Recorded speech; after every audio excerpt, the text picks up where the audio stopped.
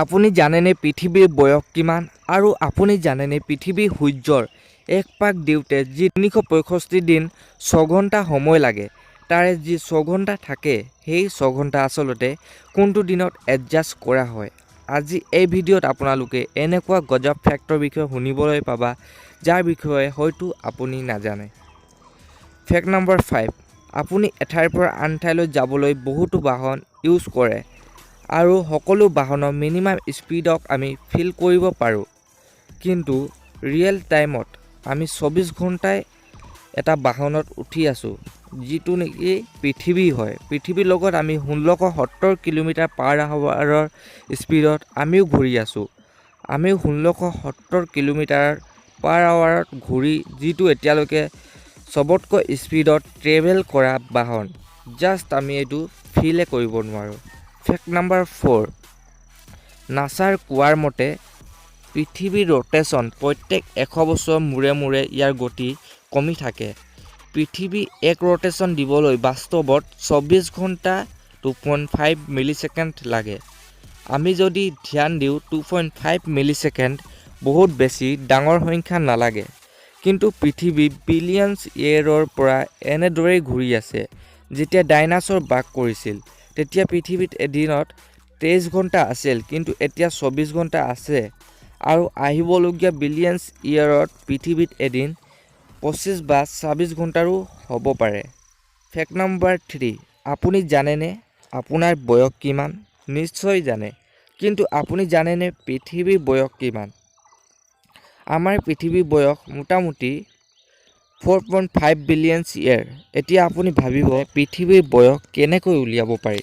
আপোনালোকক কৈ দিওঁ যে ৰেডিঅ'মেট্ৰিক ডেটিং মেথড, যাৰ জৰিয়ে পৃথিৱীৰ বয়স উলিওৱা গ'ল।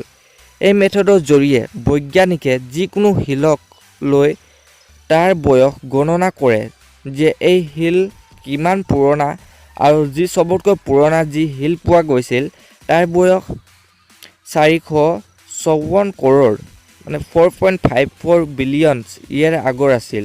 ইয়াৰ পৰাই পৃথিৱীৰ বয়স খবৰ কৰা হ'ল। ফেক্ট নম্বৰ 2, সূৰ্যৰ এক ৰাউণ্ড পূৰা কৰোঁতে পৃথিৱীৰ যি 365 দিন 6 ঘণ্টাৰ সময় লাগে, তাত যি 6 ঘণ্টা সময় লাগে সেইটো ক'ত এডজাষ্ট কৰা হয়। মেথমেটিক্সটো অলপ মন দি বুজিবা।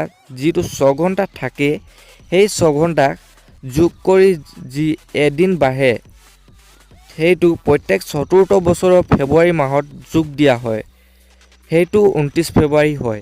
কিন্তু এতিয়া 2020ত যিহেতু আমাৰ ফেব্ৰুৱাৰী মাহটো 29 তাৰিখ আছে, তো অহা আৰু আমি 4 বছৰ পিছতে আমি আকৌ 29 ফেব্ৰুৱাৰী পাম।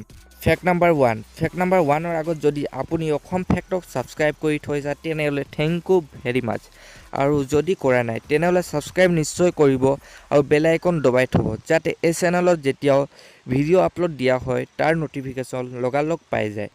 ফেক্ট নম্বৰ 1, গোটেই পৃথিৱীক যদি আমি ৱেইট মেচিনত থওঁ পৰিকল্পিতভাৱে, তেনে পৃথিৱীৰ ৱেইট কিমান হ'ব? চাইণ্টিষ্টৰ কোৱা মতে পৃথিৱীৰ ৱেইট আছে 5974,000,000,000,000,000,000,000,000 কিলোগ্ৰাম। চাইণ্টিষ্টে ইয়াক ৱেইট মেচিনত থোৱা নাই, যিটো পচিবলো নহয়, কিন্তু মেথমেটিক্স আৰু ল' অফ গ্ৰেভিটিৰ ইউজ কৰিলে, যাৰ জৰিয়ে পৃথিৱীৰ ৱেইট গম পোৱা গ'ল। মানে মেথমেটিক্স আৰু গ্ৰেভিটিৰ নিয়ম যদি আপুনি জানে, স্পেচত কোনটো অবজেক্টৰ কিমান গ্ৰেভিটি আছে, মানে এটা কমপ্লেক্স চাইণ্টিফিক ইকুৱেশ্যনৰ জৰিয়ে গম পোৱা গ'ল যে পৃথিৱীৰ ৱেইট কিমান। আপোনালোকক চবতকৈ ইণ্টাৰেষ্টিং ফেক্ট কোনটো লাগিল আপোনালোকে ভিডিঅ'ৰ তলত কমেণ্ট কৰি জনাব, আৰু ভিডিঅ'টো আপোনালোকে খুলি পিনি শ্বেয়াৰ কৰিব যাতে সকলোৱে এই ফেক্টৰ বিষয়ে জানি পিনি আচৰিত হয়। তেন্তে জয় অসম।